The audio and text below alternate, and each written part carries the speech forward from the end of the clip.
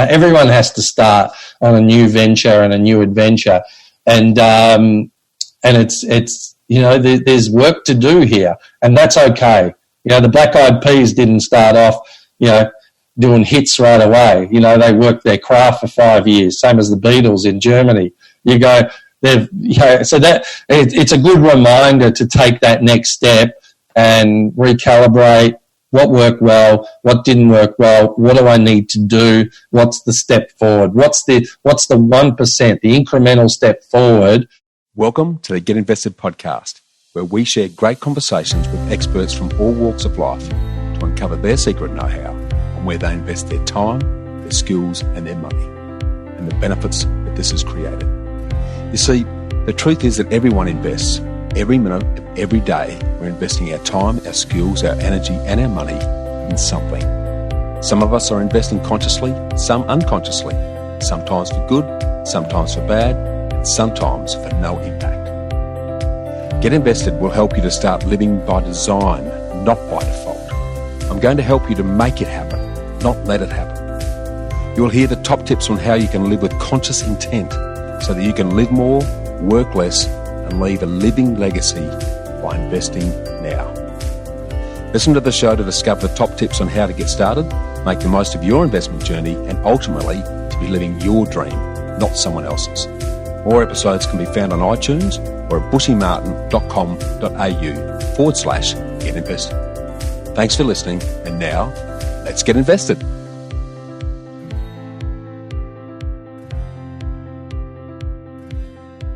Hi, freedom fighters. Everything you want, you can have instantaneously, right? Everything you want, boom, instant gratification, right here, right now. That's what we all keep hearing, but I call bullshit. Now, inspired by Simon Sinek, this just doesn't apply to sustainable success in any area of your life, be it relationships, career, business, health, and wealth. There just ain't no app for that. They're slow, meandering, uncomfortable, and messy journeys. Now, over the years, I keep meeting fantastic, dedicated, hard-working, time-poor professionals who are carving out careers. And when I catch up with them, I ask them how they're going. They say, Bushy, I'm really struggling and I just don't know how much longer I can do this. I ask them why. And they say, I'm not making an impact and I haven't achieved success yet. I'm feeling trapped on the treadmill and I just can't see a way out or a way forward. It's almost as if they can see the summit, which is sort of an abstract concept called success or freedom or fulfillment or impact that they want to have in the world. But what they can't see is the mountain everyone needs to climb to get there. Now, I don't care how you go up the mountain, but there's still a mountain. In my study of sustainable success over the last 35 years, time and time again, I've seen that in nature, music, sport, business, you name it, real success takes at least 10 and more than average 15 to 20 years. What we all need to learn is patience. That the things that really, really matter, like love or fulfillment, real joy, love of life, self-confidence, a skill set, financial freedom, any of these things take time. Now, sometimes you can fast-track pieces of it, but the overall journey is arduous and long and difficult. And if you don't stick to it and ask for help and learn, you're going to fall off the mountain. Let's take exercise as an example. If you go to the gym and work out and come back and look in the mirror, you'll see nothing. And if you go to the gym the next day and you come back and you look in the mirror, you'll see nothing. So we start thinking, well, clearly there's no results. It can't be measured, so it can't be effective. So we quit. Or if you fundamentally believe that this is the right course of action and you stick with it, like in a relationship, you don't say, I bought her flowers once and I wished her a happy birthday and she doesn't love me. Clearly then I'll just give up. But that's not what happens. If you believe there is something there, you commit yourself to the cause. You commit yourself to the regime, the exercise. Sure, you can screw up occasionally. You can eat a bit of chocolate one day, or you can skip it for a day or two. But if you stick with it consistently, I'm not exactly sure what day, but I know you'll start getting into shape. I know it because that's exactly what happened to me when I got back on the road to fitness over 15 years ago. And the same goes with a relationship or success in any endeavour of your life. It's not about the events. It's not about the intensity. It's about consistency over time. If you do nothing with your teeth except go to the dentist once a year, your teeth are going to fall out. We all know that you have to brush your teeth twice every day for 2 minutes. What does brushing your teeth twice a day for 2 minutes do? Nothing. Unless you do it every day, twice a day, for 2 minutes. It's the consistency over time. Going to the gym for 9 hours once in a blue moon doesn't get you into a shape. Working out every day for at least 20 to 30 minutes gets you into shape. So the problem is we treat success with intensity. We get a hot tip and buy a book or go to a seminar on the latest and greatest get-rich scheme, and boom, we expect to be rich tomorrow. Those things are like going to the dentist. They're very important and good for reminding us and getting us back on track and for learning new lessons. But it's the daily practice of all of the monotonous little boring things like brushing your teeth that matter the most. Sustainable success in anything is exactly the same. There is no event. There is no one thing that I can tell you that's going to make it happen. It just doesn't work that way. It's an accumulation of lots and lots of little things, and any of them by themselves is innocuous and useless, literally pointless by themselves. People will look at the individual things and say, well, that's not going to work. And yeah, they're absolutely right. But if you do it consistently, and you do it in combination with lots of other little things like saying good morning to someone or smiling at strangers, that's what's going to make the difference. It's those little innocuous things that you do over and over and over that people will say, I love my job, I love my life, I love my career, I love my business, I love my ... You fill in the dots. You need to develop what Cal Newport talks about in his book, So Good They Can't Ignore You, where he calls for people to develop the craftsman mindset, which thinks along these lines. How can I improve and have something uniquely valuable to offer the world? Am I willing to stick with this despite how boring and tedious the process may be? The craftsman mindset asks you to leave behind self-centered concerns about whether what you're doing is just right, and instead put your head down and plug away at getting really damn good. Cal stresses that no one owes you anything. You need to earn it, and the process won't be easy.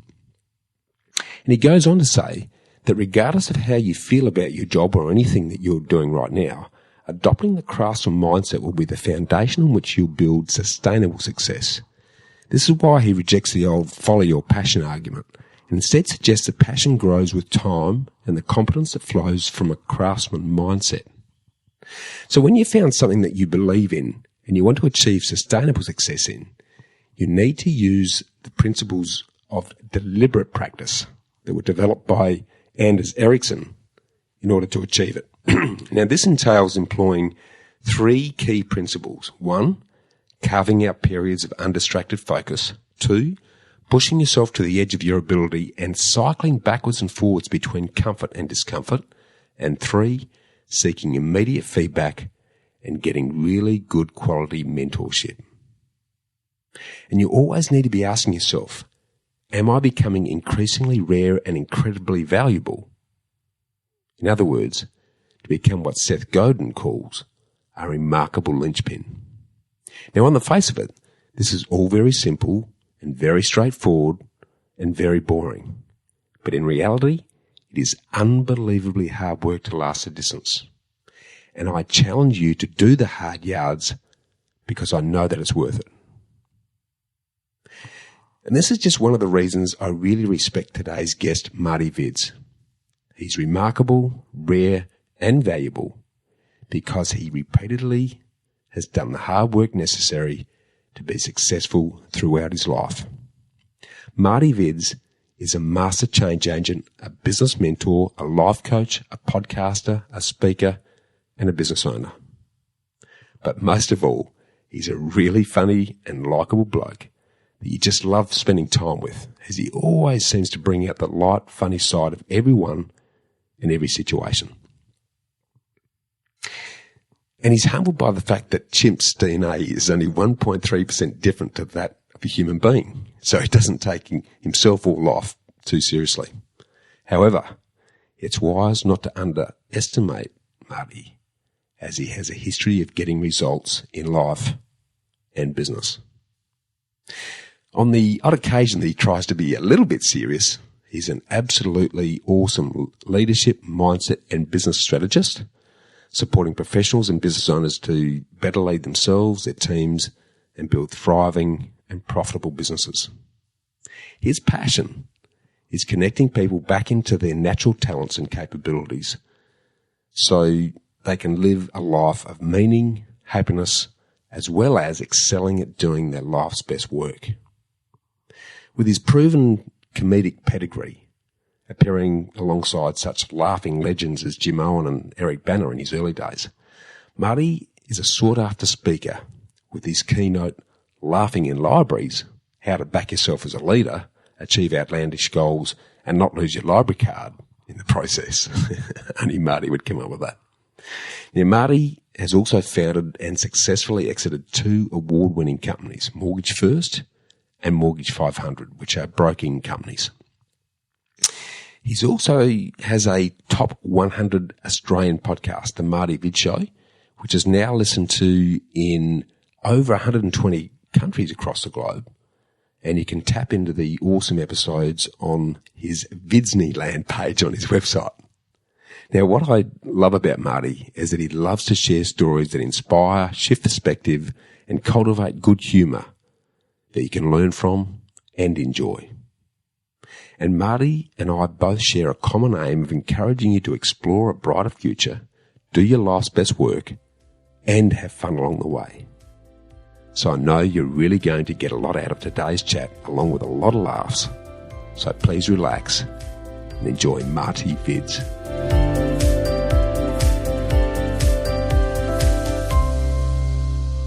Welcome, freedom fighters. You know how you occasionally meet someone who's immediately likeable, someone who just makes you smile and you immediately feel totally comfortable and at ease? Well, today's guest is one of those people for me. And I had the real pleasure of meeting Marty at the We Are podcast conference in Brisbane a couple of years ago. So I've really been looking forward to today's chat. So welcome, and let's get invested in Marty Vids. Oh, thank you so much, Bushy. It's an honour to be on the podcast, and I'm really looking forward to adding value and making the audience smile as well in the process of learning something. Well, you do that extremely well, mate, so we're going to have a lot of fun today. But, mate, for those listeners who don't know you, can you sort of start off by giving us a rundown who you are, what you do, and where you're currently heading, mate? Yeah, well, at the moment, Bushy, I'm working as a business strategist, a leadership strategist, and I mainly work with small business owners that are looking to build teams and just have more effective leadership and structure within their organisations, and of course to be more profitable at the end of the day, because numbers tell a story. So I've been doing that now for the last, 3 years, yeah. And that's off the back of building a couple of businesses and successfully exiting out of those businesses. So, but that's my focus now. I also run a podcast, the Marty Vids Show. Similar to yourself, love talking to really inspired individuals where I learn so much from. But that's my main focus, is professionals and business owners, where I can add value from the place of actually being a business owner and going through the challenges and understanding the challenges that they go through and building a bridge across those challenges so they can maneuver where they want to go more effectively. So that's been my focus the last 3 years. Well, massive need there, mate. And we'll sort of dig into some of that more detail later in the conversation. But Sure. where I'd love to start, mate, if you don't mind, is to get you to talk us through where it all began for you. And you can go back as far as you like, but what I'd love you to sort of focus on is from the earliest days, what did you invest your time, your energy, and your money in? Where did that lead you to? What did you learn from it? What were the motivations, and where did it then take you to, so that you can sort of take us through from then to where you're at now? Sure. Well, I think the first stage was my parents owned a milk bar back in the 1980s, and for any international guests, it's like a little grocery store, and that's what ethnic people seem to do in the 80s, Bushy. It was either a pizza shop or a milk bar, and coming from Croatian and German heritage, that was the natural way. But what they were really good at, my parents, was allowing me to run a business within a business. So at the age of 7 or 8, they let me run the bread stand, and it was tremendous because I got to know what the wholesale cost of bread was, what the retail cost of bread was, and I'd keep the difference, which, you know, going back in the 80s, $5 was a lot of mixed lollies. So that was that's where I got my initial entrepreneurial skills. But I think even more importantly, I got my people skills through that. So I'd know George across the road would come over, and I know 80% of the time he would buy the same bread and milk. So I would have that on the till ready for him to come in, and he'd always leave me a tip. And so things like that, really getting to know your client, it was happening very organically for me at a very young age. And even to the point when the tip-top truck came, I would always help the bread man to carry in the bread, because I knew he'd throw an extra couple of loaves in, and that meant, you know, more mixed lollies for me, right?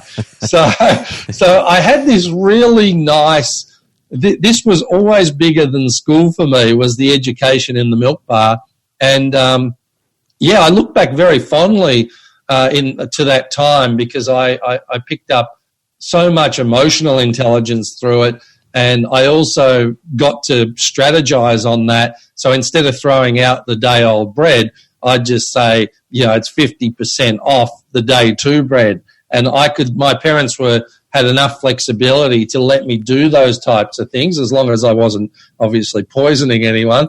But they would let me do those things. And I think that then led into just this love of playing Monopoly as I was growing up, and chess was a big game for me, and sports. So mixing that competitive edge with strategy, and also the understanding of money, that money is a skill and it's a handy skill to acquire, really helped me in those early days. And then I did a course when I was 17, because for some reason school was never a great thing for me. Like, I was exceptionally good at a couple of subjects that I was good in, but I failed at the rest because I could only ever put my mind towards where the interest was. Yeah. I couldn't be generically good across the board. It would always be where the excitement was and the enthusiasm, where I do exceptionally well.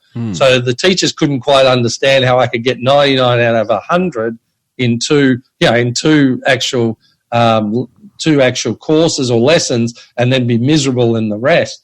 But again, I was very fortunate. I did this government program called What Works when I was 17. Yeah. And the key fundamental to that course was I had to create a business project, and I had to do that within 12 weeks. And that changed the game, because they told me to visualize what the outcome needed to be. They then put in a structure of how I was going to achieve that outcome and work through that with me. So I always liked stand-up comedy growing up. I loved Robin Williams, Billy Connolly, Richard Pryor. And I thought, you know what, I was extroverted within the family, but I was a little bit introverted to everyone else. Why is that, mate? Why is that? So very comfortable around the family, but introverted with others. What do you know why that is now? Well, maybe I think in hindsight, I think I just felt very comfortable with the people I felt comfortable with. And I think it took a while for people to build trust with me and vice versa.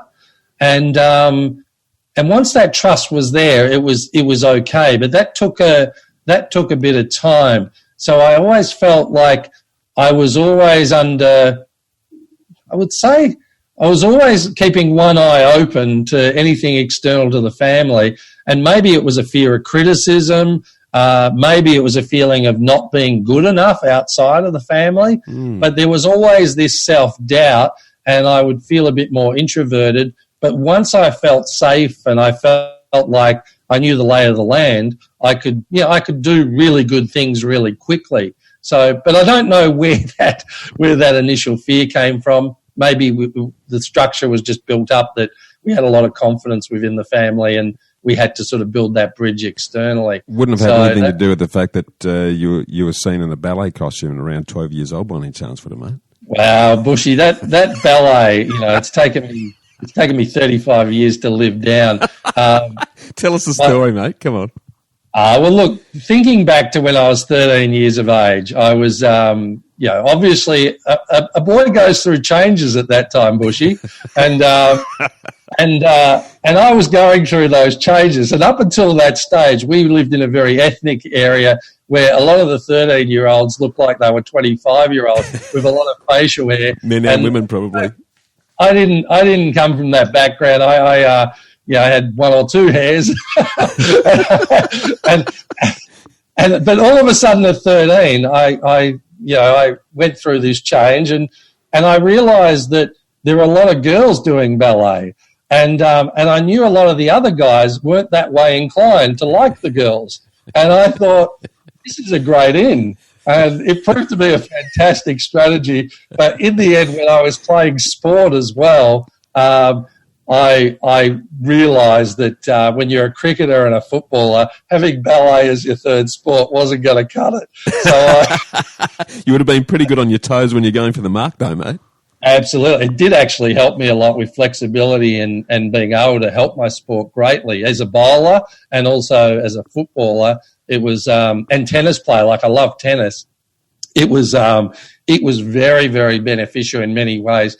But your mates become very important, and you do listen to what your mates say at that age. So eventually, it was the ballet that had to go after they recognised that I was doing it after 18 months' time. Well, I tell you what it tells me, mate, is that there's someone with a fair bit of courage, because the old peer pressure, I'm guessing, if it was a country town like I was brought up in, there would have been some of the blokes going, "What the hell are you up to, mate?" And that single-minded focus on it, here's a great way to get in amongst the girls where there's no other blokes. They probably wouldn't have been smart enough to work that out. But having that courage to do that, I would have thought at that time, would have been quite challenging, mate. Am I right in saying that? Or? Yeah, it was challenging, but also once the guys understood my strategy, there were a few more blokes that actually joined in. So it was it was interesting. I got a few people on my side that ultimately my future was always going to be in cricket, tennis, and footy. So it was I manoeuvred through it, but I was glad that I did it because it helped me get in touch with, I think, another side of myself at a very early age and understanding women better at an early age. So it really helped when I fast tracked that into businesses. I always had a 50-50 ratio based on capability, but I never had an issue communicating with women. So I think that was really helpful that time in my life, because it really gave me some skills around that as well, which most of the guys probably didn't have at the age 15 or 16. I totally agree. Yeah, no, I had full admiration there, mate. Something else you mentioned as well, you said that you love Monopoly and you love chess. Now, they are quite, and I guess I'm picking up that because I was very similar, mate. I love those games right from a very early age, and I love the chess in relation to having to think 3 or 4 moves ahead, great strategy that came out of that. Where did your passion for that come from, mate? I'm just interested in, because it's not a game that a lot of kids actually are sort of drawn towards. Can you remember why you were drawn to it?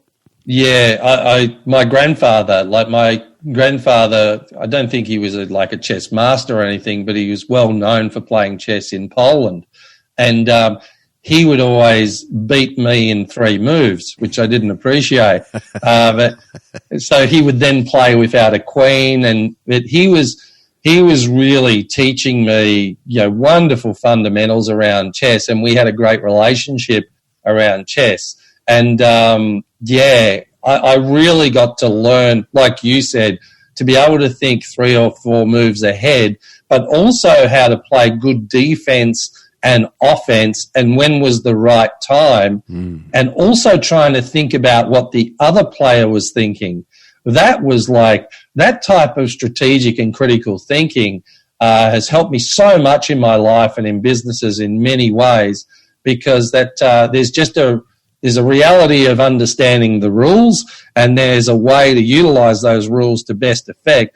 But it was a really important game in hindsight when I look back, and how even these days, I'll look forward and I'll think, what is the direct route to get the outcome I want in business or in something I want to achieve?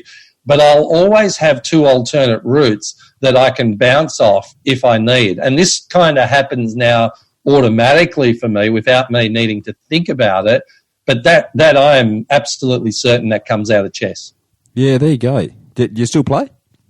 Yeah, I still play. Like, I'm teaching my 6-year-old son how to play now, and he loves it as well. So we have some great fun around it. Awesome, mate. Fantastic. So, and you also sort of mentioned, as you say, that if you had an interest in something, you went 100%, but it sounds like if you're not that interested, it's probably 0%. And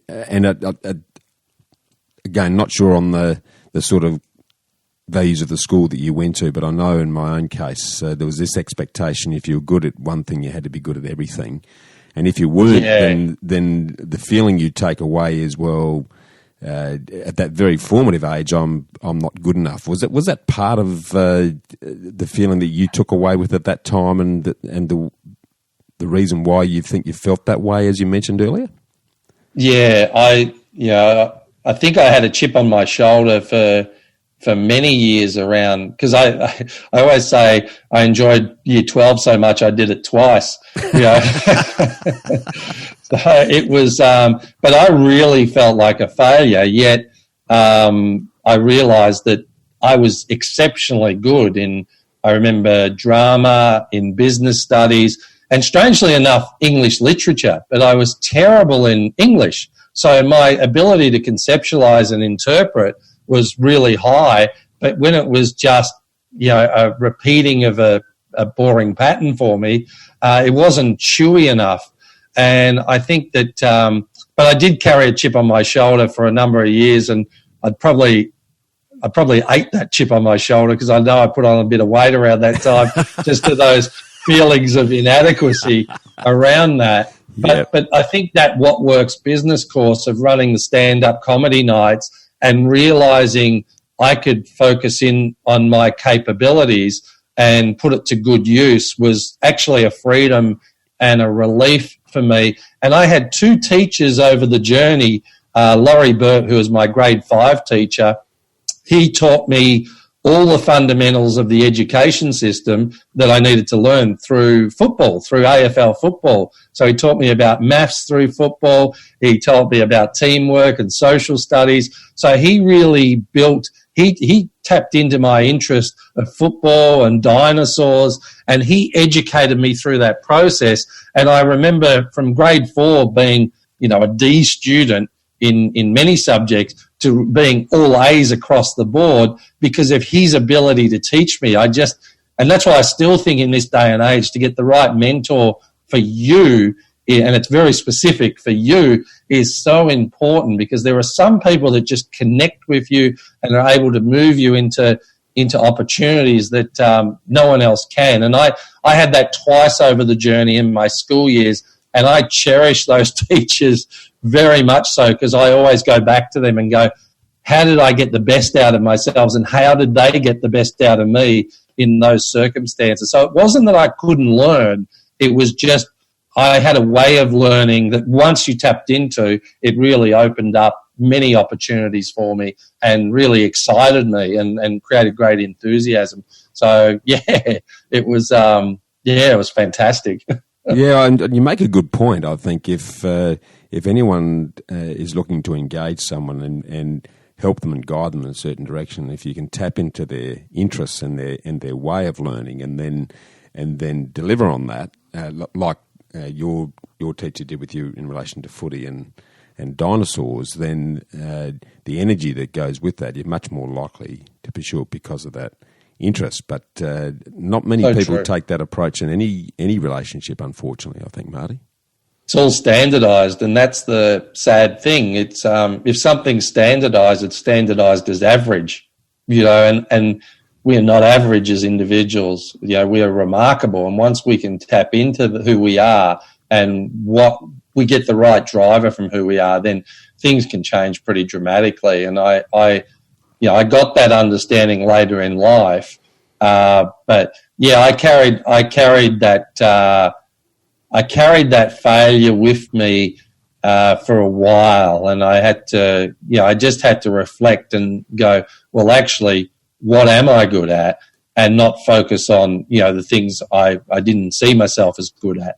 So I really started to build blocks upon my capability, my enjoyment, my passion, and then realizing that I still had systems of operation, but it wasn't necessarily always going to be the societal systems of operation. So that's where sometimes there was a conflict, but when they came together really effectively. And that's the beauty.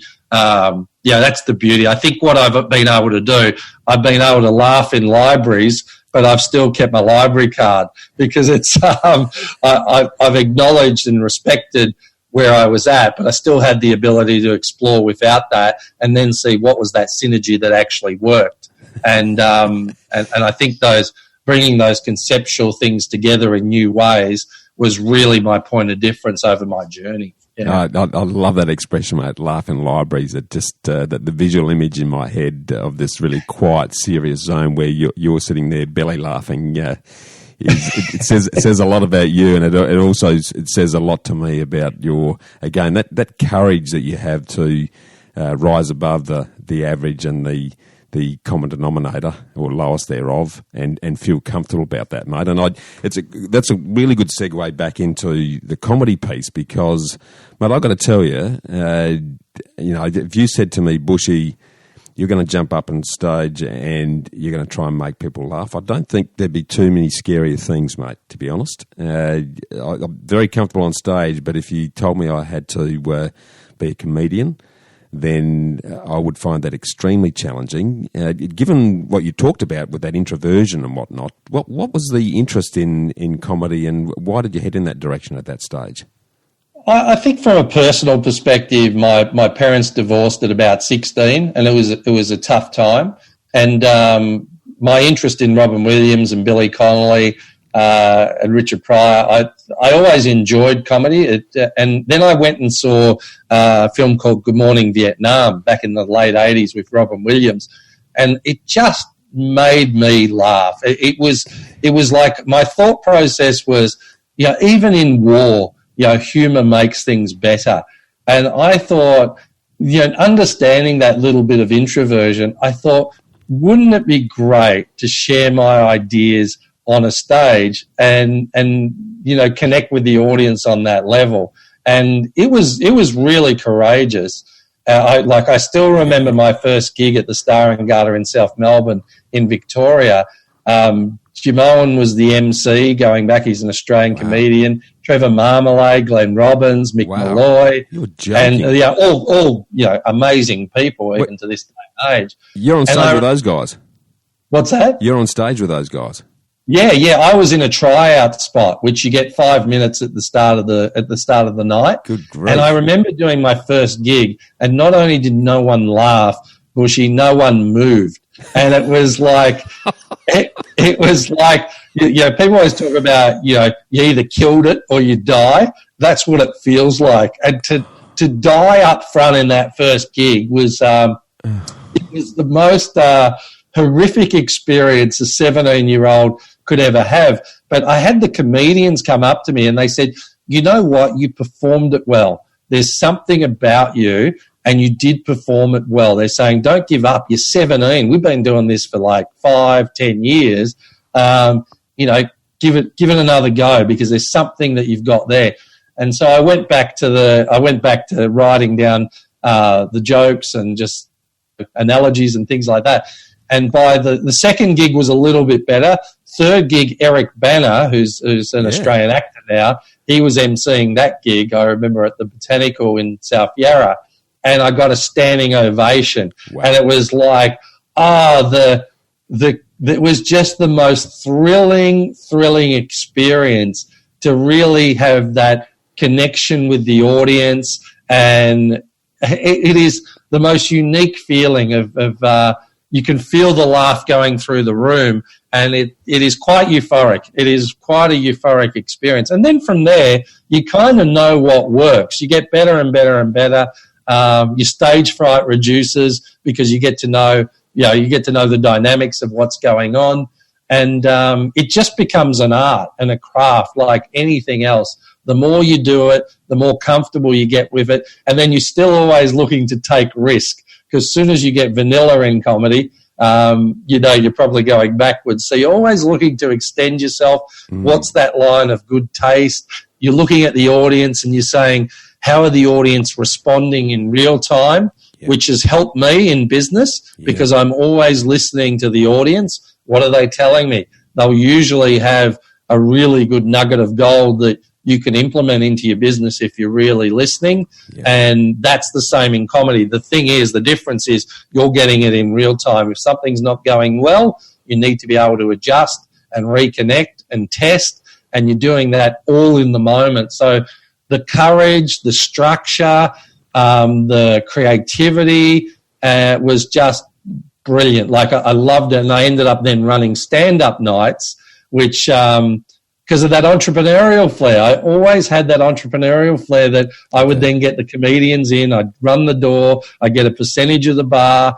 There was always that element that I wanted to run the show, not necessarily be the show. Okay. And it's that was interesting. I always struggled with the delegation part at the start, but it was like that was a really interesting thing because I would always be gravitating to actually running the whole thing instead of just being the act. So again, not sure where that comes from, but maybe it's the Milk Bar, maybe it's Monopoly, but it was a wonderful experience, Bushy. And then, it was a real job. Well, let's, before we jump into that quite dramatic change, because I'm trying to put myself in your position at, in your late teens, standing up there on stage, probably pimple-faced alongside all of these absolute legends of the game. The names you've mentioned, I'm going, good grief, that they are absolute legends of the game. The resilience that would come out of that exercise as well, mate, would be life-changing, I would have thought. Because if you can stand there in a room and live through an absolute, you hear a pin drop, you said you didn't hear a thing, and then have the guts to go back and do it again. Most people would go, that's it, I'm done, I'm out of here, I'm not going to go put myself through that again. But the resilience to keep doing that in the face of the prospect that might happen again, with only the small chance that there's going to be that standing ovation that you got very quickly from what we're hearing there, mate, that would have been quite formative, I would have thought. Yeah, it was. And I remember being on stage, because that's vivid in my mind, and going, all right, do what you came here to do. Yes, you want to make them laugh, but get to the end.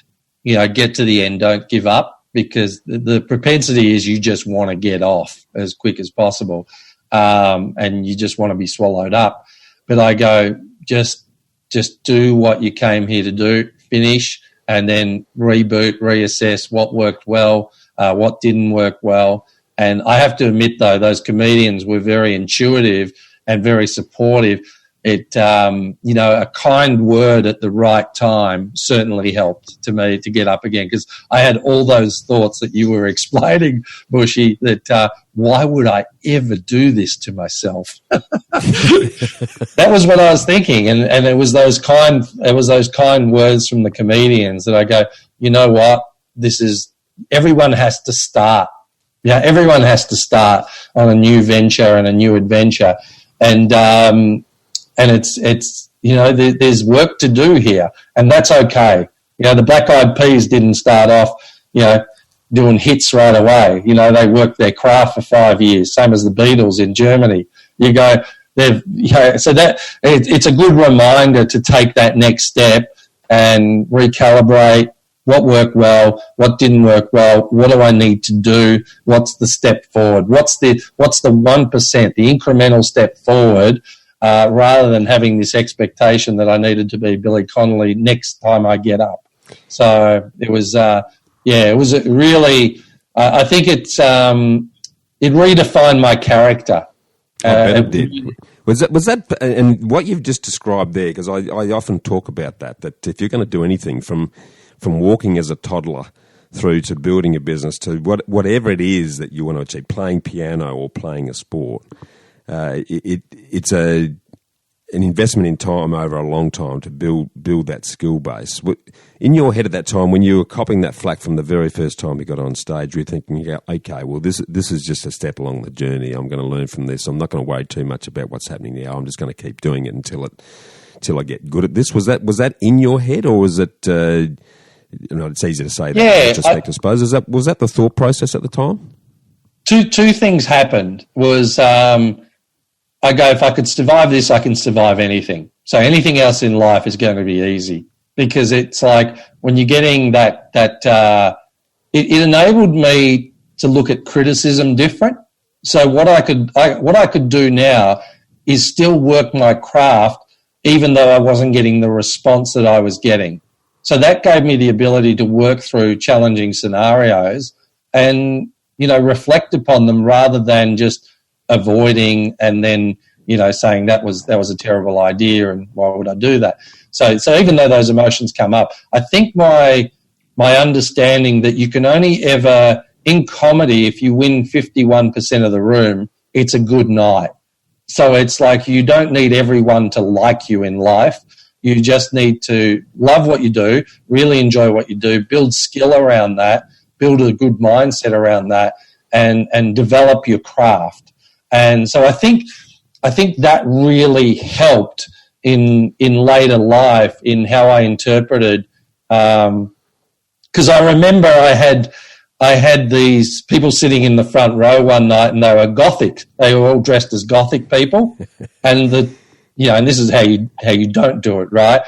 So I said there was about 8 of them, and I said to them, "Do you know if you tell my jokes backwards, there's a message in it?" Right? And I really liked the joke because I go, that was clever. I thought it was clever. Really lost the room because they were at the front, and it was a really good lesson up front, and I couldn't get them back on side in 20 minutes. Yeah. And I thought that was a fundamental error in building rapport with the audience. And I thought, wow, I'm learning so much here. So the next night, there's a bucks party that come in. These boys are absolutely going nuts and screaming, swearing at every comedian. Now, for me to get them offside, there could be a punch on here. So I'm thinking, what do I need to do to build rapport with these guys? And taking my learnings from the previous night. So I got the buck on stage and I bought him a beer and we sculled 2 beers together. I had won them over. So I had rapport. I could have said the worst joke in the world that wasn't funny. They were going to laugh. Yeah. And so I think my understanding of human behavior was really developed, and my acknowledgement that not everyone was going to like me in life, and that's okay. There'll be people that will really enjoy what I do, and that's okay too. But the main thing that I learned was I enjoying what I was doing. And that was the self-direction that I could now go, well, yes, I'm really enjoying this, and I think these are tools that I didn't see them as tools at the time, but these were things that were going to be very advantageous in my life, moving forward in connecting with people. And so that's what I took out of it. I took out of it, first of all, there can't be anything harder than this. This is like, feels like the top of the mountain at that time of my life. Yeah. So I was really respectful of the courage, and I thought, as much as people might want to criticise, they're not up here. They're not holding the mic. So I used that as motivation to then have that courage to then be able to develop my craft and get better and better and better and better. And where that's pivotal is I've even mentored people that have been on radio, breakfast radio, and they were earning, $500,000, but they had 50% of the market hated them, 50% of the market loved them. And I said, that's okay. I said, that's life. This is what happens in life. Not everyone's going to agree with you. You want to make everyone happy, go sell ice cream, and they'll still complain somewhere, right? So it's like the main thing is you're getting $500,000 doing what you love to do. Let's expand upon that rather than worry about, the people that were never going to like you anyway. So that really developed out of creating a great sense of self, a great sense of courage, and strategy under fire that would prove to be very useful in business and in the corporate world, Bushy. Absolutely, mate. But also, underpinning all of that, just a bloody good sense of humour, Marty, that I just think that there's not enough humour in our life at all these days. People are too quick to get too serious. And humour finds a way. You're so right. Whenever people are stressed, and I'm not talking, out of context humour, but if you can come at it with a light heart, in comedy, you're always looking for the shortest route to get to the laugh, right? Now, this might mean you write 4 pages of material and the joke ends up being on 2 lines. So it's complex, but it's what you're able to take out of the situation to simplify the complexity that what works. So you're always looking for that way to get to that punch, to that laugh as quick as possible. Now, that's really helpful in simplifying complexity in many different scenarios. But like you said, even as a human element, people want to be around, because if you can turn a stressful situation, I'm not getting my sales, I'm getting stressed, I'm not making enough money. You go, okay, if you can shift the way they're feeling and go, at the end of the day, this is not a great thing, but you can lighten it up. You can move them into an opportunity towards something more effective quicker. And that's what comedy gave me. It allowed me to work with people to shift that when they get stuck in that fixed mindset and they're being unresourceful, into ways that they can now take that next step in a more positive direction. And I think that's why I was always able to maintain all my teammates in business, because they wanted to be there, they enjoyed being there, and it was a culture of good humour, but it was a culture of good results too. There was an expectation that we wanted to be the best we could be and do our life's best work, but we wanted to enjoy that adventure as well. Yeah. So that helped me a lot. Brilliant, mate. Brilliant. Yeah. Are you a naturally funny person, Marty, or is it something that you believe that just by doing that's something you've crafted over time? I think I'm intuitively lighthearted. I think that I've always been like that since a very young boy. I think comedy gave me a structure around that, so I learnt structures around the talent. But I always look for the lighter side in things, and who you can be inappropriately funny with. But even situations like funerals, my granddad passed away, but the coffin was really heavy. And, amongst our friends, we would say, he must have his lawn bowls in with him. And that is not a joke, but it's real life scenarios that you can draw upon that actually make a challenging situation better. And that's what I've always carried with me is, I don't want to go through life getting, too serious, yet I can be very serious in context if there's a high performance negotiation or, a business takeover. I've also trained myself in negotiation skills to be really appropriate in its use as well. Mm-hmm. So it's knowing that intuitively when it's okay to be funny and lighten the mood, and when it's time to be serious and get a job done as well. And that's where respect is a big player.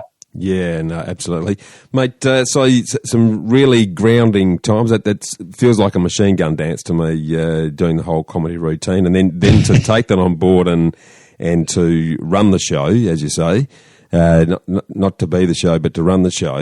Again, gutsy at a very early stage of your life, mate. But you made a pretty major change at some point. Can you talk us through why the change and what the change was?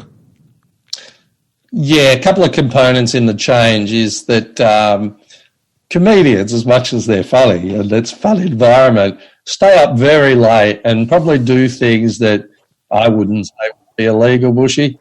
So, well, yeah, they're probably not legal, I should say. So I could see that unless I was going to be a Dave Hughes or, a Billy Connolly, the monopoly was still kicking at my back heel. And, at that stage you'd get, $30 or $100 for a main spot. The money wasn't great. And I'd been doing this for a number of years, and I was making more money out of running the nights. Yeah. But ultimately I loved business. What I realized was my true passion was putting together businesses and running the comedy nights. And I always had this transition idea of getting a real job, and I think that was an actual limitation. I just felt like, you know what, I can't be coming home at 3 a.m. and sleeping until 12. It didn't fit with my sport. It didn't fit with what I wanted to really accomplish as a person. Yep. So I probably did the least funniest thing ever and joined the bank at that time. Why the bank? Is it because it was in your mind, I'm going from this quite unhealthy party lifestyle pretty much to, right, I need to go to the other end of the spectrum and look for the most structured environment I can get into? Was that the thought process? Yeah, it was. You're right. It was an intuitive thing to go, you know what, I don't want to end up like some of the people I'm seeing here, and I want some more structure. And I still had that real business bug from the Milk Bar and also doing the What Works, the comedy nights as a business. And I thought, I want to get into banking to learn more about the business side of funding, just from the sake of seeing what other business owners did. So that was the transition path, and boy, that was an eye opener in itself. But it was good from the point of view that I then got to see what great business owners did, being a business banker, and what bad business owners did as well. So I could learn from the failings, and I was building up a stock of resources around. Now, I didn't know how that was going to play out ultimately, but there was always this feeling, and it probably came out of being hard done by as an ethnic family in the 80s, of I recognised the better the business did, the more the interest rates went up. And Dad used to talk about going, why is the bank charging me this when I'm a good customer and we're making money and now I'm getting charged more? So there was always this thing that didn't make sense. And I wanted to get an understanding of it from a business owner, but also from a fundamental practice of why that happened. So it was a very direct shift. And I think a part of it was, where will this comedy lead to? And not a lot of them were very sporty at that time. And there were different values that I held that probably weren't in alignment. And I remember the comedians would always be supportive, but at 1 o'clock, they'd lock me out of the room, because they didn't want this 18-year-old to be, seeing or doing what they were doing. And I respect that. Yeah. But I also felt like over time I go, didn't feel like I was in the inner sanctum. Yeah. And I go, it's probably not my ultimate value set as well. So that's why the transition. Well, that transition, mate, I going from that dichotomy to almost clock watching 9 to 5, very structured environment. So I'm guessing, because I've never worked in a bank, but this is my wild assumption here. Yeah. That would have been, a diamond in the rough, so to speak, like yourself coming into that environment, would have been pretty interesting for you, I'd imagine. How did that go? Yeah, it was interesting because, sometimes, you're getting managed to get a result. And I guess coming off the skills I developed in doing the comedy nights and the stand-up, I was very good at the relationship side of business and getting to listen to what the business owner really wanted. Yeah. And then there was the handbrake of what the bank was prepared to do. So I needed to create a third space where I could communicate on their level and then also be able to deliver from the bank's perspective as well. Now, a lot of the managers didn't always like the way I went about that. They didn't want me to build friendships and stuff at that level, because at some point you've got to have a hard discussion with a business owner if that eventuates. But I saw that as a superpower. So what the instruction to me was always, how do we get the biggest return on investment from that business owner, from the banks, to be profitable to the bank. Yeah. But my strategy was, if we save the client money and we gave him what he wanted in a better way, then he's going to refer the next person and the next person. So you build your tree out, right? Of course, yeah. So there was a fundamental difference in philosophy between me and the system. However, what the bank couldn't deny was my results. So what was happening was I would always be in the top 3 of wherever I was put into whatever role I was in. Yeah. And eventually it gets to the point where the manager goes, you know what, he's getting the result. He's not hurting anyone. Just let him go. It looks good on the bottom line. So they'd always talk to me about, you could get a further return on investment on this customer, but I go, let's have a look at my portfolio and let's look at the return on investment on the whole portfolio. Yeah. So I would always come back to that. Yeah. And so there was always, and it was the same as school, Bushy. It was always like, it got to the point people just go, just let him be, just let him get the result. Because every time I went into an interview and they'd be looking at those aptitude tests, it would be 1 out of 50 because I would never be able to give them the answer they wanted. Yeah. And yet I was very fortunate enough to have a few managers to go, something about him, don't know what it is. This could either be very bad or it could work.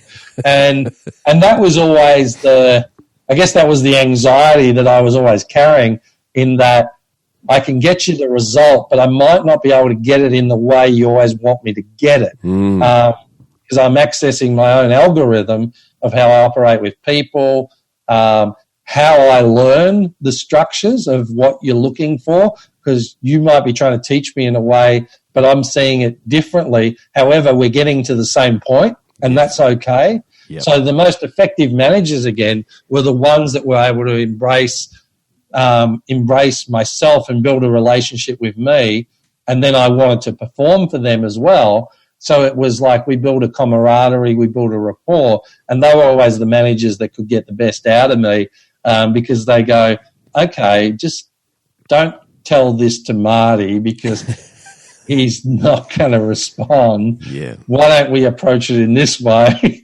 and so the people that were very human as managers usually got the best out of me, and it was, and I also could compromise as well. So I could go, I was willing to meet halfway and go, how can we make this work together? But I wasn't willing to be dictated to. And even I remember having a manager that was gaslighting me and saying, just having a go at me on everything, even though I was getting results, but I wasn't getting it his way. Yeah. And I said, well, you're telling me to do this, you're telling me to come from this intention, yet you're drinking for 6 hours a day. And I would voice that, and I would say the thing that was true, the thing that most people thought, but we didn't have the guts to actually say. So now when I was pricked to that level, when I felt like I was being victimized, and people talk about bullying in the workplace, I can cop a fair whack, and I can use comedy to pretty much relieve anything that needed to be relieved in most situations. Yeah. But when I felt like I had someone that was really victimizing me, I'd come back to truth.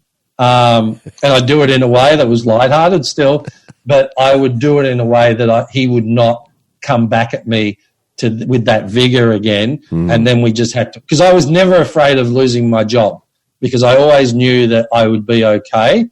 Right. But yet I never lost my job. Well, let's go. I want to. Sorry, jumping in there. I want to drill straight into that. Go for because there's very few people who have that level of comfort, because I'd say it all the time, where particularly in this day and age where there's so much outsourcing and overseasing and all the rest of it, there's a fear factor now that I've got to hold on to this job, otherwise I'm going to be in strife. Where did that level of self-belief and self-confidence come from that say, okay, well, I don't care whether I have this job or not, I'm going to be okay?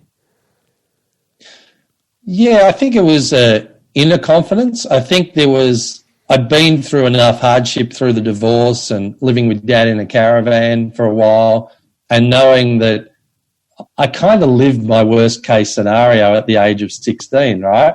So really in my life there wasn't anything more to lose. There was that's a pretty general statement, but that was probably what I was feeling at the time. Careers teachers telling me I should be a butcher. I'm getting all this advice coming to me. I'm going, really? That's how people are seeing me? Wow. Okay, so I felt that it was more important to lead into challenge and not understand my intuitions telling me something for a reason, but also understanding that no matter what happens, I'll be okay. As long as I speak up on what's right for me. And that's only when it's really a critical situation. Like, I'm happy to play vanilla and, have fun and meet people halfway. But when I'm really if I feel threatened, I'll stand up for myself in that moment, because I know there's only one way to go. If I get victimized and people see that, then guess what the next person's going to do, right? Yeah. So it's there's some innate understanding, and that came out of potentially. We come back to the bully story, the ballet story slightly. I remember this big bloke, he was a very overweight bloke, teasing me about it, and I had this moment where I felt real shame and guilt, and feeling uncomfortable. Yet there was something inside of me that said, if you let this guy do this with everyone watching, guess what's going to happen? Everyone's going to be doing this. So I went on the attack and put him in a headlock, and I basically said, if you ever talk to me like that again, you are in massive trouble. You are in massive trouble. So I really held my own, and I had great friends off that. I had respect, and no one ever pushed my buttons on that again. Yeah. So it was that was one of those moments where I'm going, who's this guy? He might be my manager, but ultimately, he's got some flaws as well. So you want to play? Then I'm going to play, right?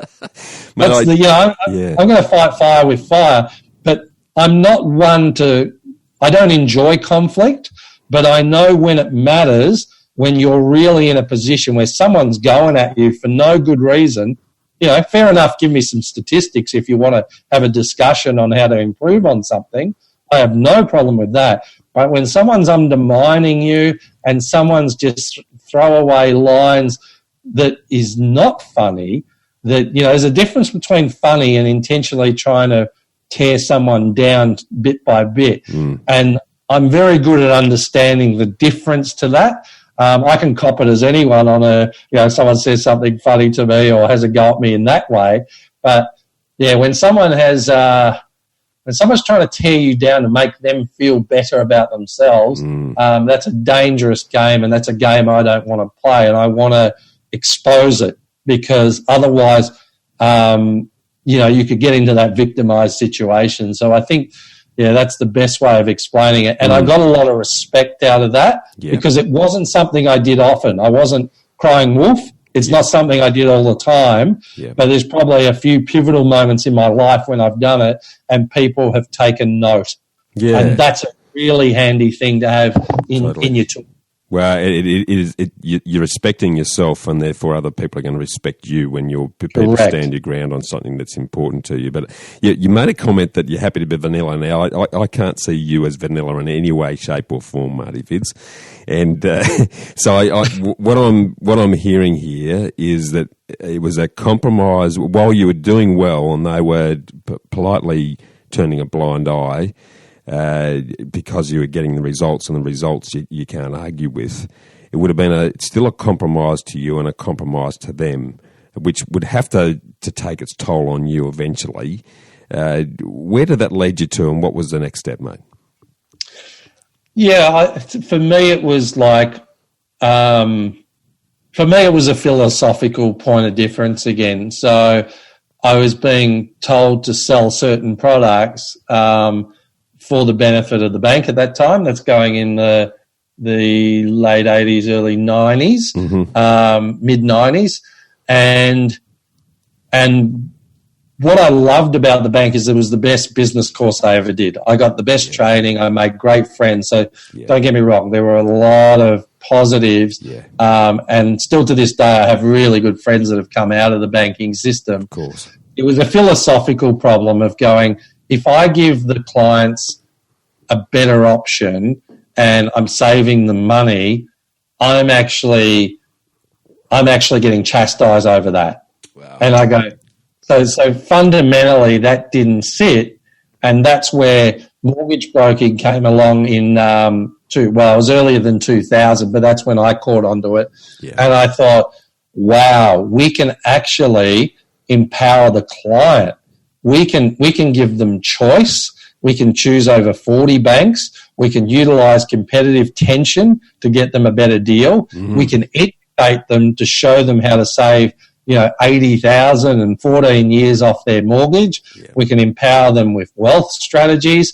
So everything in my value system started to align where I could utilize the products from the bank, yet I could do it in my own philosophical way that really empowers the client, that supports them in their life. So I found an alignment in that business where I go, oh, wow, I can set myself apart here as a point of difference. We're on the front of a wave of what I think is going to be something brilliant because there's a need in the market. Yeah. Everyone was on standard variable rates at the time because the banks were selling honeymoon rates, which is great for 1 year, and then 29 years they're on this higher standard variable rate. Shagulator. So, I call them shagulator loans, mate. Yep. That's right. So it was all a marketing strategy, but how effective was it going to be over the lifetime of that for that client?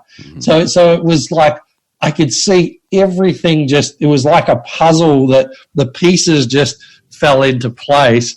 And then I knew when the pull forward for the business, it was more of a risk for me to stay in my job than it was to move forward. That's what it got to. It took 6 months to get to that point, but I did some work around how would this look, what would it look like as a business, and just building a bridge and not, like I've said before, not jumping off a cliff without a parachute. I wanted to have a parachute. I wanted to have 6 months of income as I made the transition across. But I knew this was the new frontier. I had this real feeling that this was going to support the client at a whole different way, and I could work with the client for the next 5, 10, 15 years and, be the source of ongoing education and make a difference in their lives. And that's ultimately what I wanted to do. I want to enrich lives, and I finally found a platform where I felt I could do that. Yeah, brilliant. Now, you mentioned a really good point here, because what I see with a lot of people who take the leap of faith and jump off that cliff into self-employment effectively, particularly in essentially a performance-based, commission-based environment, a lot of people don't have that lifeline. They don't have the oxygen tank that's going to give them enough air to survive the submersion when they don't have an income for. I often say, you've got to be able to survive for 2 years to really start making a mark in a business like that, whether it be real estate, whether it be finance broking, whether it be financial planning, any of those spheres that are similarly set up. You mentioned you had 6 months war chest sticking in your back pocket. How did you put that together, mate? Where did that come from? Yeah, well, that was just savings on what I'd had in the savings account. So I was just putting money away with the thought of what we were going to do. So I was very fortunate. I had another guy, Craig Parkins, who was the co-founder of Mortgage First. We were doing this, and we were talking about riding the front of the wave. And then we said, well, how are we going to do it? We like the idea. We need some runway here. We need 6 months of we never wanted to look at the client as a transaction. We wanted to look at them as people first and bringing value to those people. So that was the bridge that we decided was we're going to give ourselves 6 months of income. And the other thing we worked out was we modeled out, well, what would we have to do in our performance to replace our current salaries? What would that look like? Because we were doing pretty well. We're 29 years old. I think we're on about 70, 75 grand. People thought we were nuts leaving the bank at that stage. I bet. But we knew that when you break it down, that 75,000 seems a lot. All we had to focus on was 6,250 a month. And then we realized that was, at the time, 2 mortgages each. And so we'd broken down the fundamentals to go, as a first point of view, are we going to survive? How long is it going to take for us to survive and for us to be able to be okay? And we hit it. And you're right, Bushy. I think you probably need somewhere 12, 18 to 2 years. We said 6 months because we thought we could do it in that time. Now, we were very fortunate that we did it in 4 months. That was the first time we had replaced our income. Yeah. And the first month, I remember looking over to Craig and I'm going, we're so used to the phones ringing all the time, and we're going, what's going on? Why aren't the phones ringing? This is a great idea. And we realised, we had to go and make it happen. We had to go and educate the market as to the benefit and build relationships. So that was really great that we got that early on in the piece. We only had a business card that had Wingdings pictures on it. It was very basic. We didn't overcapitalize with cars, and we just had the fundamental software, and we knew if we could sit accountants and people in front of the software and show them the impact of what their money can do to their mortgage and how to really accelerate their position, we knew that the software would speak for themselves. Yeah. And we also knew that everyone was on standard variable, really, and we knew that we could have a massive impact. And we also knew our niche market. We knew that anyone that had $1 million over borrowings was, seen as a professional client and was getting good service from the bank, and it was highly competitive. Yeah. And also the stuff at 250, had its niche in the bank. People could go to the bank, 200 grand loan. Yep, it's tick and flick. Yeah. But we knew this market between 250 to 1 million of people that had a good sized mortgage and they wanted to buy an investment property, 1 or 2 investment properties was our niche market. And that's what we focused our whole energy on when we talked to accountants, financial planners, clients. So we really had a clear understanding of our strategy and who we were talking to when we went out there and, really showed what we could do with our software. And it was fantastic. Now, we're probably a bit naive that we didn't give ourselves a longer runway. But I think in hindsight, it worked out really well because we had no choice. We had no chance to sort of sit on our laurels at all. We had to make it happen because we weren't going back at the end of the day. Now, you mentioned another interesting point there during that discussion, which I want to sort of drill into in a minute, and that's the property investment piece.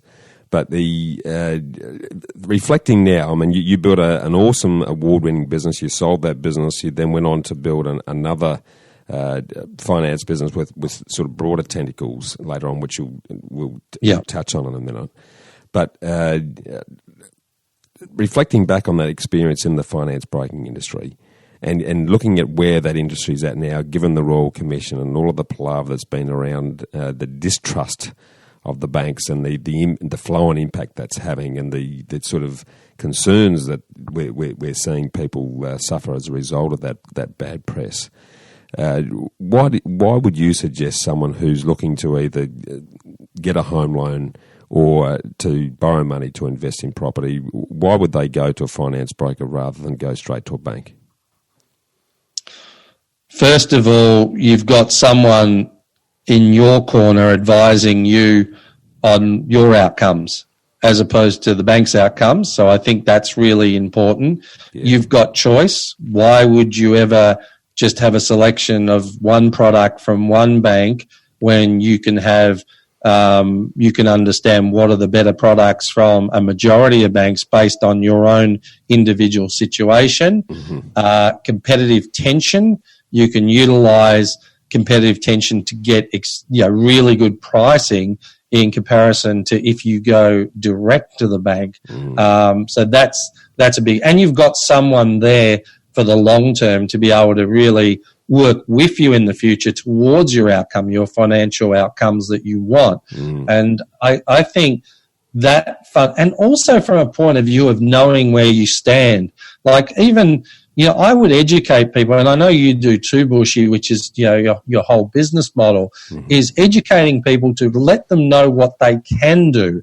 Then it's up to them whether they want to do it or not. Yes. Right? So it's taking away the fear. I've had so many clients that have been scared of investing in property, and once you build understanding around it to say, well, look, given you're in a circumstance where actually you might be only chipping in $40, $50 a month here after your depreciation, after so many things that you can map out for them, it takes away the fear. And I know when I've done approval in principles, just to let clients know where they stand, within 6 to 12 months, they've purchased a property because with awareness brings opportunity, and that puts them in a position of power rather than being reactive and go, I should do something, but not being aware of what they can do. So for me, it was the education component of it all that was, and also like working for them. Yes, we're utilizing the bank products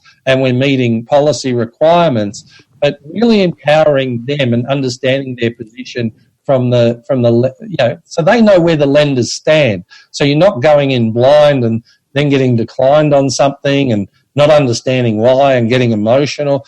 Let us take that on board, because that is a huge empowered point of difference from cost, from strategy, and that's why I love it. You can hear it in my voice because you really are putting people in a strong position, and all we're doing is utilizing the system now to best effect, which probably works with my algorithm in some way, shape or form. Yeah, absolutely. No, beautifully said. That's absolutely beautifully said. And it is. I know from being in the industry now myself for some years, very rewarding to see the light bulb go on when cause it's the old story, people just don't know what they don't know. And when you give them the whole, rather than a piece of the jigsaw, you lay the whole jigsaw out so they're then making fully informed decisions, then that fear disappears, and the confidence and clarity that comes from that is very satisfying, actually. But, mate, there's a lot of people coming in the industry, from panel beaters to you name it, over the years with interesting backgrounds. And I often say I see a lot of what I call the seagull brokers that are all about low rate. They fly in, they I'm not going to swear, but they leave a message and they fly out never to be seen again. If someone's considering using a broker, what do you believe separates a good finance broker from the not so good? Well, a big one for me has always been word of mouth, because that's sometimes the best form of advertising when you're out there and you've got a friend that's had an amazing experience. It's a great way to tap into someone that's warm instead of just going cold. The other thing you just want to see, look, it comes back to the intention of the broker. There's a lot of things you can do. You can check with the MFAA that they've got their certifications, which is very important. They wouldn't be in the industry if they didn't. But the majority of brokers have that. So I would be thinking, if I'm the consumer, I'd be going, is this person just looking after the transaction, or are they really listening to what I'm looking for here in regards to my outcomes? And I'd look for experience, because experience does matter in these circumstances, and come back to the integrity of the person. I always love warm leads, because even when I buy something, I'm always looking for a referral from someone that I trust, because I know in our sphere of friendship, we wouldn't want to let anyone down. So that's a big thing. So you can go through tick the boxes, but really you only know when you're sitting across from the person, what's their intention? Yeah. Do they go beyond the transaction? Are they showing me how to best utilize my money to greater effect? Yeah. Is there an education process? Are they advising me, or are they purely looking to shortcut that and say, I'll just go to this product? Yeah. And I've seen that happen. Just do this. And that's and then people get a nasty taste in their mouths. And I'm always looking off track record a little bit and coming on, okay, does the person build rapport with me? Have they got capability? Are they able to help me with where I want to go? And that's what I'd recommend. It's more the soft skills as well as the hard skills that I'm looking for, a nice combination in that. So probably a little bit different to what most people think, but that's what I'm certainly looking for. I want to build a relationship long term, because finance and financials are very personal, very, very personal. So it's I want real trust before I even go into discussing that next step. So yeah, love that, mate. But sort of pivoting slightly, and it sort of leverages off something that you mentioned about you're sort of helping people, educating people to invest in property and the benefits thereof. Can you tell us about your own journey in that regard? Because what I've seen with most successful people is they don't only invest in their career or in their business. Most of them are developing multiple streams of income, and a lot of them are parking their wealth in property and enjoying the growth that comes from that. Is that something that you've personally done? And if so, can you sort of talk us through that journey for yourself? Yeah, ultimately, and I think we're a little bit aligned on this. For me, it's not the amount of investment properties you have. It's about what's the life you want to live and how that strategy fits into that life. Beautiful. And that's a really fundamental difference. And I can see externally with clients that just want more and more investment property. And I say, why? Why? Yeah. Tell me why you want that, because there might be a better way to get to where you want to go. So for me personally, I've made mistakes. I was one of those people, right? My ego in my early 30s was going, if I can accumulate as many investment properties, and that's why I can help. Yeah, that's why I've been able to help once I got past 35, because that was the thought in my mind. And then I was kicking goals, and then I had one situation during the GFC where I made a purchase on a property purely out of ego and purely not using my fundamentals and capabilities. I made it purely as an emotional buy because it would look good. And I lost $200,000 on that property, right? That was that was the greatest lesson that I ever learned in investing, because it went against all my usual principles, and it's a kick in the guts. It's like that first stand-up note, right? It was like, oh my goodness, this is horrific. I spent a lot of years building up that type of wealth, and to lose it like that was shattering. But what it enabled me to do was to really think about, what did I really want? And everything I wanted in regards to cash flow. Cash flow gave me opportunity and choice, and that was the real key in my head. So when I'm building a business, I'm thinking about, I've got an asset that's growing in my business, and I got cash flow coming in, and better still, passive cash flow wherever I can structure that. The same with investment property. I go, the portfolio I want is only one other investment property that's subdividable in a good location. So what it's doing for me, and now I'm totally into just getting debt down. So my whole strategy shifted 10 years ago to go, what I want to do is to build wealth based upon the lifestyle that I want to live. And now the reason why I've only got one, because my second one is my business, and that's when I can grow exponentially. So the business became a huge asset that was putting in cash flow as well. But that was my second investment property. As you know, in the mortgage broking field, we get something called trailing commission as well, that lives for the life of the loan. So I have a passive revenue stream as well.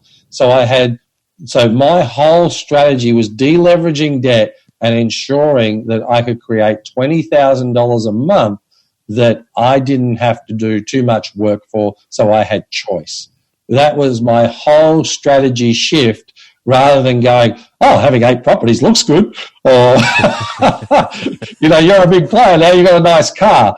So I realized, and so I learned a lot through that time, through that loss, and I realized that how your foyer looks is nowhere near important to how your bottom line looks on your financials. Absolutely. And it's like, that was the thing. That was every choice I was making. Is sure, there are some instances where you'll do something nice, and you'll have something nice because you want it and it's important to you, and that's okay too. I would never discount that for anyone. Yeah. However, I'm making really enriched decisions on that, not out of a paradigm or how it needs to look, because otherwise I don't feel like I'm good enough. And that was the initial driver, was coming out of a deficiency. Now it's coming out of, this is the life I want to live. Yeah. This is the strategy I have in place to give me choice, so I can live in the Sunshine Coast, I can live in Melbourne, I can live in WA, I can live in France. I don't care. Now I have choice to do the things that I really want to do and work on projects that I really want to work on as well. And that's my fundamental shift. Is it's not about more, it's about effectiveness in strategy that links to the outcomes that you want in life. And the subdivision is set up to give Charlie, my 6-year-old, the best opportunity to have an asset when he's older that we can subdivide and, do some things with it. So I've got an asset growing beyond the original asset price that's bringing in revenue in the interim that supports that strategy. So, yeah, there you go, Bushy. No, I love that, mate, because it's sort of, you're singing my tune. I've always said it's about living by design and getting clear on how do you want to live, and then investing in vehicles that give you the time back so that it's not relying on you to do that, but you can put that energy into things that are really important to you, and you can do that from anywhere. I affectionately refer to it as being passive-aggressive. It's sort of putting a slightly twist on the same term. If you become aggressive about passive income, then you get to a point where you've got the free time back to put into things that give you that freedom, but also the fulfillment of being able to help people without having to work 60, 70 or more hours a week, generating that lifestyle. No, I love that, mate. That's awesome. Learning from your failures. Because it's not failure, it's learning. It's I don't see it as failure. I see it as learning and being responsive and adaptive to be able to shift through those situations, which again probably comes back from those comedy days as well. Yeah. So it's there's evidence that I've carried a lot of those tools with me that could have really hamstrung my progress in many different ways after that significant loss. Mate, I know from doing the homework that you built a very successful business. You sold that business, and then got back into the finance business again. That I won't drill into it too much today because I'm chewing up a lot of your time. But I would imagine that period when you did sell the business and that suddenly that purpose in your life was gone, that would have been a challenging time. But you probably had a nice lumpy bank account, but without a reason for doing that. That would have been quite a challenging little transition, I would have thought. Well, this is the thing. It's the numbers couldn't compensate. Like the check was lovely, don't get me wrong, for a couple of days, right? And probably for a couple of months as you got to do a few cool things. Yeah. But ultimately, I lost my whole friendship network based on the fact that most of my associates were my friends. So it was, and I loved doing what I did. So it was really confronting for 6 months, and I got really down on myself and, thinking what the next step was. In hindsight, it was still a good decision because, 6 months later, the GFC hit. And even though I lost it on the property, I could have lost a lot more in that business if I wasn't, I didn't take that opportunity. Yeah. So I'm glad I took it. But really what I hadn't defined was my life outside of that. I hadn't put any personal planning into what I was going to do once that occurred. And that took me 2 years to recognize what I really like. I went over to the US. I was an accountability mentor for small business owners throughout Europe and through the US for 12 months. So again, I went back to that research and education type thing to go, what are people doing well? What are they doing differently internationally? Where are their blocks? Where are they coming unstuck? And where are the opportunities? So that was really good. And then I was mentoring other brokers at the time, and I realized that some were really good, and there was a niche. And I thought, you know what? I think there's more to do that can make a real difference out there. I think we just tapped on the surface here, but there's people need full financial solutions to be able to understand their full financial situation. So that's when Mortgage 500 was born, and then it developed into Business 500, which was commercial lending, Lease 500 for leasing, Wealth 500 for financial planning.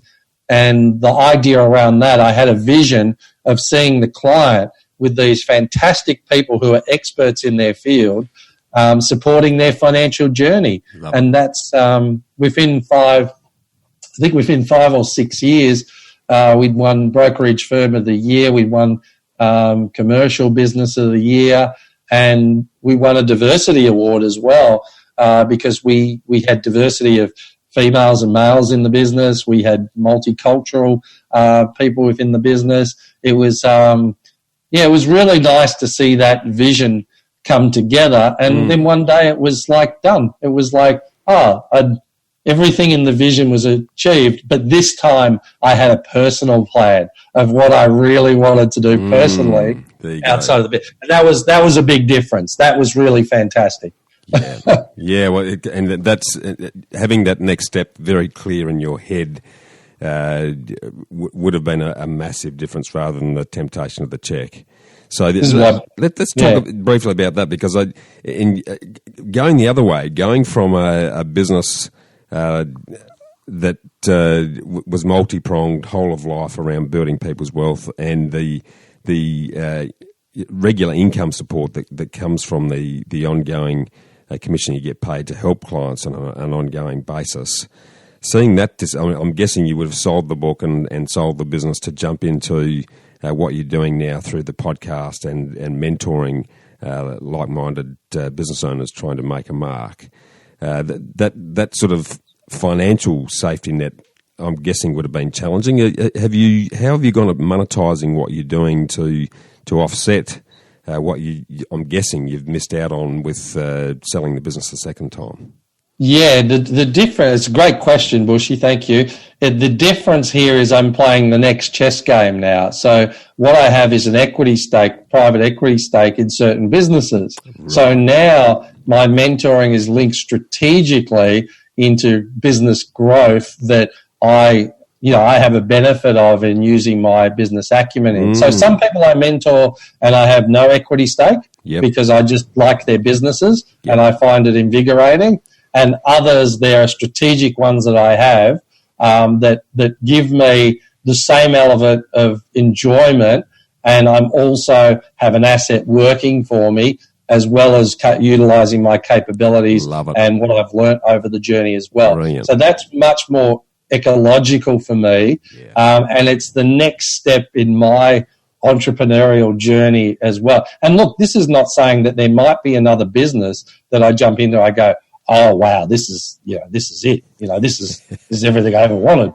So it's like, so that might still happen. I'm not sure, but the great thing is I have choice, and I'm putting my capability to where my direct interests are, and that's really fulfilling. That's fulfilling it, and seeing people surprise themselves with your guidance and is just a wonderful thing in practicality of business structures and financial analysis as well as marketing, but also that seeing someone get through their own personal growth hurdles to achieve something is I'm getting a fulfillment on another level, which is where I'm at now at 47. Love it. Yeah, that's how I've created the next map in transition. Yeah, and you got skin in the game. What I'm loving about that is the people you are helping. You're showing your commitment by saying, "Well, I'm going to take an equity share of this." So, what I'm telling you is, I've got confidence in growing this machine because we're all going to benefit from this. You're not just you're not flying in and flying out. You're a part of that action. There's correct a joint commitment to it,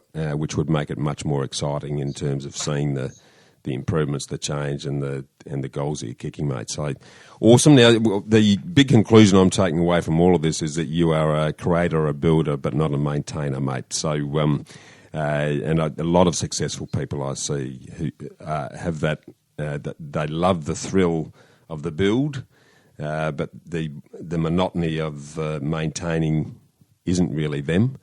The smart ones recognise that and use that to their advantage, which you clearly have, given your ability to be a chameleon and keep changing shape based on the environment that you put yourself in.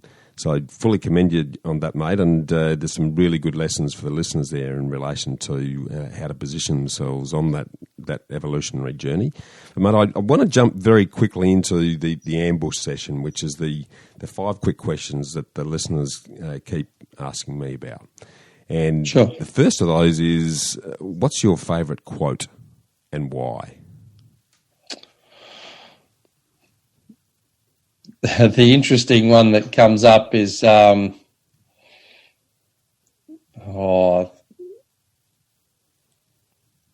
it's funny what comes up, but the people say so. The word that comes up is just life, and I know it's not a quote, Bushy, but people goes, what happened there? Life happened. Life happened. And, you can get caught up in stories and you can get caught up in all sorts of different things. But at the end of the day, there's a bunch of stuff that will happen, and it's how you respond to that. So life happens is a really gives me great comfort to know that it's never going to be straight up.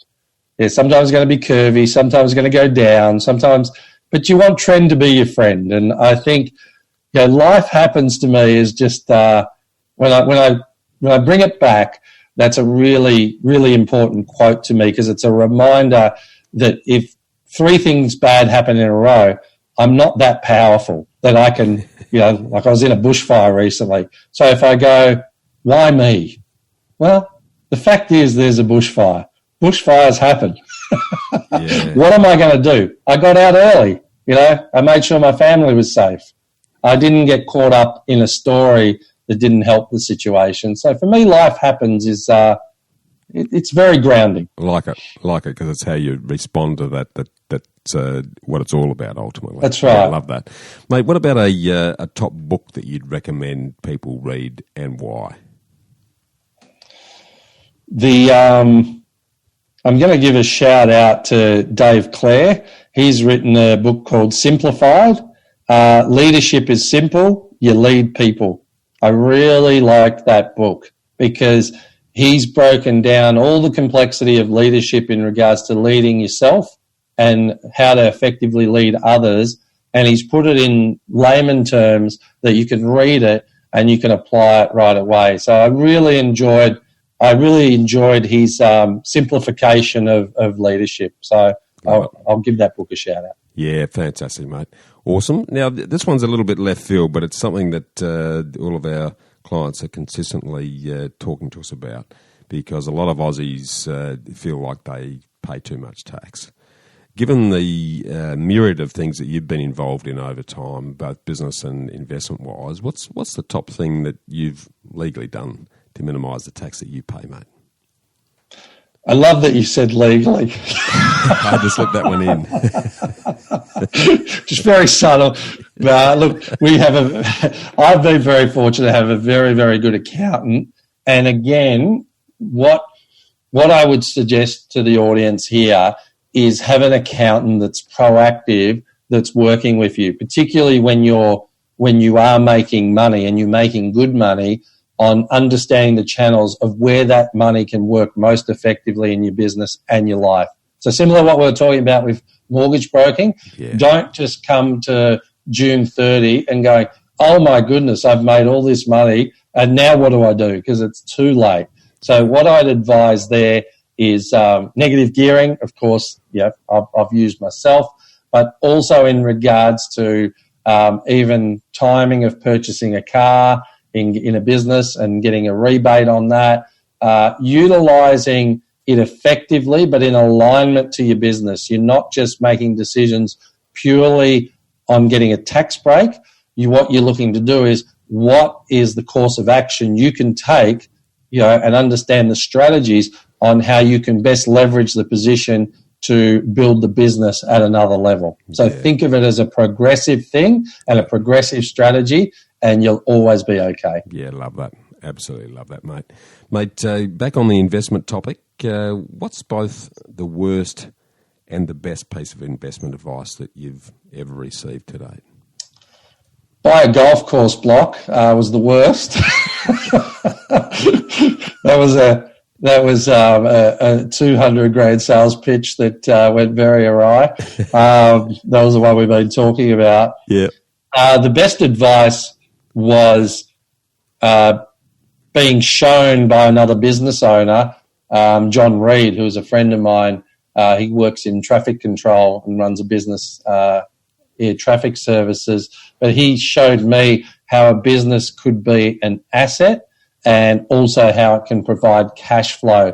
So that switched on my monopoly into the business area as opposed to just being property in itself. So that was and he taught me a lot about delegation when I was in my early 30s as well. So that was the best piece of advice. He goes, do you realize that a business is an asset that's built out of nothing?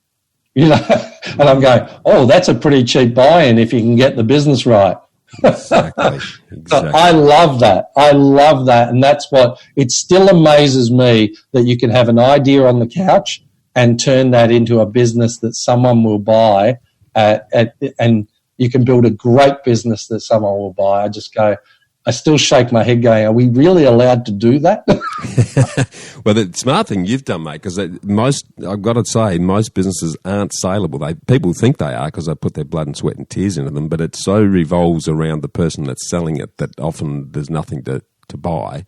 Whereas what you've very cleverly done twice now is to build a scalable, saleable business system, really, that doesn't need you because it's going to continue when you're not there. So I think you've taken on that advice from John Reed very effectively, mate, because not many people will hear the message but then have the smarts to be able to create a business that not only gives them that cash flow but then is an asset that is actually saleable and sustainable once you exit stage left.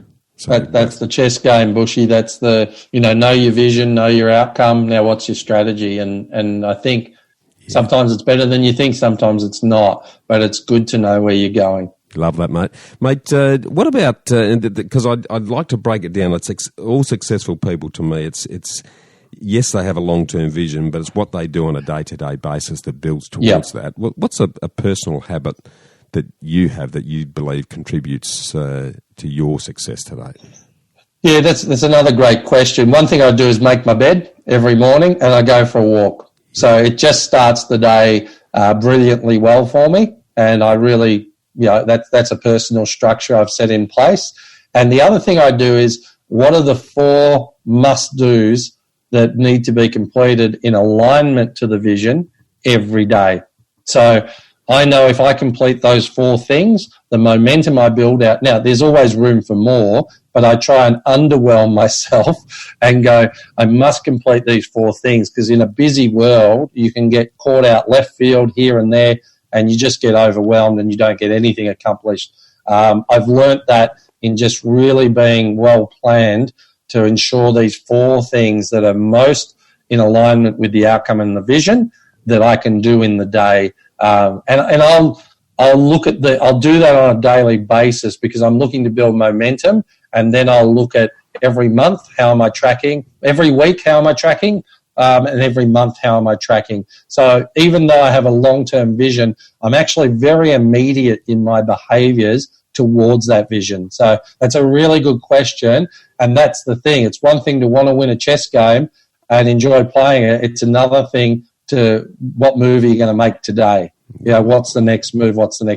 But I have 4 key fundamental moves that I'll do each day. Yeah, and do those 4 fundamentals relate to different parts of the vision? Like I often say in my own example, I have a professional thing that I have to do every day, a personal thing that I have to do every day, but a passive thing that I have to do every day, because I want to make sure that passive growth, whether it be through the business or investments, is front of mind, because we're ultimately replacing that position over time. Are they, with yourself, those 4, are they 4 specific things related to 4 different key focuses? 4 specifically to the business, and then I've got another 4 in regards to personal well-being. So the other 4 is I want to spend time with my wife and my son in that day and do something that we connect on as well. So those fundamentals are there as well, because then I've got that nice balance. And I have another one with sports and interests as well, but that's over a week. So that's a little bit different. But the most important things personally for well-being, and then 4 things in business. And I find that gives me a lot of momentum over time. Yeah, brilliant, mate. Brilliant. And that's a great little segue you mentioned there in relation to spending time with the family. So I'm not sure how old Craig is, but let's assume Craig's about to leave school. Charlie. Sorry, Charlie, is it? Yeah, I don't know where I got that from. My apologies. So Craig was the business partner. I love him too. Got it. Yeah, smack me for that, mate. So he's about to leave school. What are you going to advise him to invest his time, money and skills in to create his version of freedom? Well, this is really left field, but it starts now. So I'm going to put him in a Steiner school, because I figure I can teach him all the other fundamentals in regards to the numbers. But what I really want is for him to work on projects that he loves. So I want him to love learning.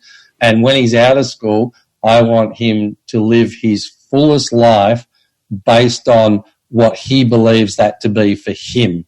And that includes collaboration with others, that includes business, that includes jobs, wherever he's directed to. I just want him to be happy in his learning. And I'm starting to recognize over time in mainstream, it's more about getting a certain result that the mainstream schools want to get. And that's not discrediting that. I've just really connected to Charlie, and I know we're very similar in what I would have loved growing up. And I've got evidence based on those 2 years when it did happen that I really shot the lights out. 10 years of trauma, 2 years of happiness. I'm just trying to reverse that for him I'm encouraging him to back himself, to learn his craft. If he's interested in something, stay with the project until he completes it. So he really gets an understanding of developing confidence, courage, and also the satisfaction of seeing something that he's created come to fruition. Very important for me. Myself and Colleen, my wife, really important, because we've come out of a different philosophy, but we know that the rest of it, we're already doing, shopkeeping and stuff like that. So we know the rest of it we've got on tap. Mate, love that vision for your son. All of the words you use to describe the goals for him, I think, are exemplified in the role model that you present him with, because you're all of those things. And, mate, it's been an absolute pleasure to spend some time with you today. I'm looking forward to spending more time with you moving forward. I'll leave notes in the show notes for those who want to reach out to you to get some assistance in mentoring or leadership in building their own businesses. Would highly recommend everyone jump on board and visit Disneyland. I love Disneyland, mate. Disneyland on your website and please jump on board with Marty's podcast. It's a great listen. There's some awesome, interesting people doing some fantastic things. So, thank you so much for the opportunity, Bushy. And that's all I would say is I'd say, really listen to yourself, back yourself, work in collaboration. And let me just say, I've been so fortunate to work with terrific people, even though it sounds like my journey's been filled with some really good things. I can guarantee you that without the people that were there with me, I would never have accomplished any of it, because they were absolutely outstanding. So it's I'm coming from a humble position on this, because I know that. And I really appreciate the time to talk to your audience, Bushy. Thank you, mate. Keep laughing in the library and we'll stay in touch, mate. Thank you, mate. Take care, buddy. Talk soon, mate. Bye. Well, freedom fighters, how good was that? To get a summary of all this investment gold in the show notes, just email me on hello@khgroup.com.au. That's HELLO@khgroup.com.au. Or check us out at www.bushymartin.com.au/get-invested. I look forward to joining you next week for another episode of the Get Invested podcast. So thanks for listening, and as always, dream as if you live forever and live as if you'll die tomorrow.